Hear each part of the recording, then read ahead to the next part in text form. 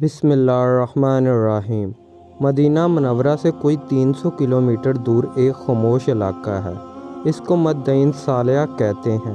اس علاقے میں حضرت صالح علیہ السلام کی قوم آباد تھی۔ اس قوم کو قوم سمود بھی کہتے ہیں۔ یہ قوم حضرت ہود علیہ السلام کی قوم کے ہم عصر تھے۔ حضرت ہود کی قوم کو قوم عاد کہتے ہیں، جن کی باقیات آج کل بحرین کے صحرا ابار میں موجود ہیں۔ چنانچہ قوم صالحہ یا قوم سمود نے اللہ سے کفر کیا۔ بہت بڑے، لمبے، چوڑے اور طاقتور تھے۔ انہوں نے پہاڑوں کے اندر اپنے گھر بنا رکھے تھے جو کسی بھی موسمی شدت کا مقابلہ کر سکتے تھے۔ وہ حضرت صالح علیہ السلام کی تبلیغ کے مقابلے میں کہتے، اے صالح، ہمارے عظیم الشان گھروں کو دیکھ، کیا ہم بہت زیادہ طاقت والے نہیں؟ اگر ہمارے مقابلے پر کوئی اور قوم ہے، ان کو لاؤ ہمارے سامنے۔ لیکن جب انہوں نے اللہ کی نشانی ایک اونٹنی کو مار ڈالا، اونٹنی کے قتل کے بعد جب حضرت صالح نے عذاب کا اعلان کیا تو کدار بن صالف، جس نے اونٹنی کو قتل کیا تھا، اس نے 8 اوباش اپنے ساتھ لیے اور عذاب سے پہلے رات کو حضرت صالح علیہ السلام اور آپ کے گھر والوں کو قتل کرنے کی سازش کی، مگر اللہ تعالیٰ نے اپنے پیغمبر کی حفاظت فرمائی اور برے عذاب سے پہلے ہی رات کو کدار بن صالف اور پارٹی کو پتھر برسا کر خاتمہ کر دی۔ تفسیر ہے سورہ نمل آخری رکوع کی۔ حضرت صالح نے اپنی قوم سے فرمایا کہ 3 دن اپنے گھروں میں فائدہ اٹھا لو، یہ اللہ کا وعدہ ہے کہ جھوٹا نہیں ہوگا۔ تو اللہ نے حضرت صالح علیہ السلام کو اور کچھ لوگوں کو اپنی مہربانی سے بچا لیا۔ اس قوم کو چنگار نے آ پکڑا، وہ اپنے گھروں میں اوندے پڑے رہ گئے۔ فرشتے کی وہ چیخ یا چنگار اتنی شدید تھی کہ ان کے کلیجے پھٹ گئے اور اپنے اپنے گھروں میں پرے پرے ہی ہلاک ہو گئے۔ وہ جتنے بھی طاقتور تھے لیکن اللہ سے زیادہ زوراور نہیں ہو سکے، وہ برتر اور اعلیٰ ہے۔ روایت میں ہے کہ حضرت محمد صلی اللہ علیہ وسلم اپنے کچھ اصحاب کے ساتھ اس علاقے سے گزرے۔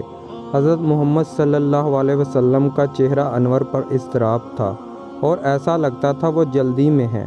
وہاں کے لوگوں نے ایک کنویں کا پانی پیش کیا، لیکن حضرت محمد صلی اللہ علیہ وسلم نے اپنے اصحاب کو منع فرما دیا اور جلد وہاں سے نکلنے کا حکم دیا۔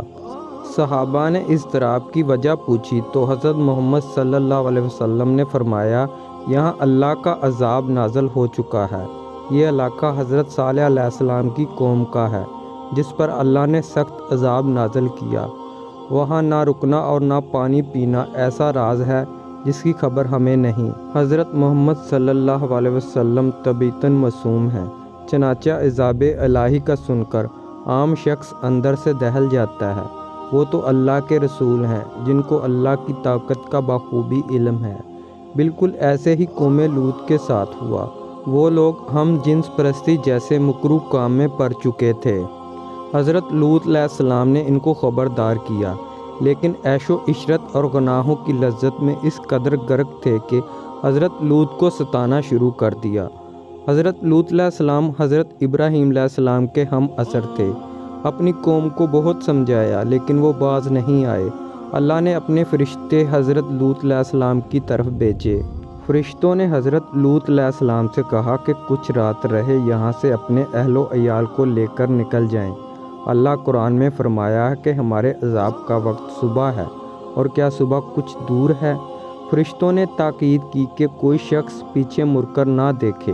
چنانچہ سحری کے وقت قوم لوط پر اللہ نے آسمان سے پتھروں اور آگ کی بارش کر دی، اور قرآن میں اللہ نے فرمایا کہ ہم نے ان پر تہ بر تہ کنکریاں برسائیں اور پوری بستی کو نیچے سے اوپر کر دیا۔ آج جدید سائنس نے اس بات کو ثابت کر دیا ہے کہ جب یہ قوم زمین پر تھی، اس وقت برج سنبلا سے شہاب ثاقبوں کی بارش ہوئی تھی۔ وہ پتھروں کی بارش آگ کے بگولوں کی طرح اس قوم پر نازل ہوئی تھی۔ یہ اپنی دنیا میں مگن تھے۔ ان کی ہڈیوں سے پتہ چلتا ہے کہ انتہائی کربناک عذاب کی زد میں آ گئے تھے۔ حضرت لوط علیہ السلام کی بیوی نے اللہ کے حکم کی خلاف ورزی کی اور مڑ کر پیچھے تباہ ہوتا شہر دیکھنے لگی اور وہیں پتھر کی ہو گئی۔ ان کی باقیات آج بھی بحیرہ مرادار کے پاس وادی سدوم میں دیکھی جا سکتی ہیں۔ اللہ پاک ہمیں اپنے سیدھے راستے پر چلنے کی توفیق دے اور اپنے عذاب سے بچائے رکھے جو یقیناً ہمارے لیے بہت بھاری ہے۔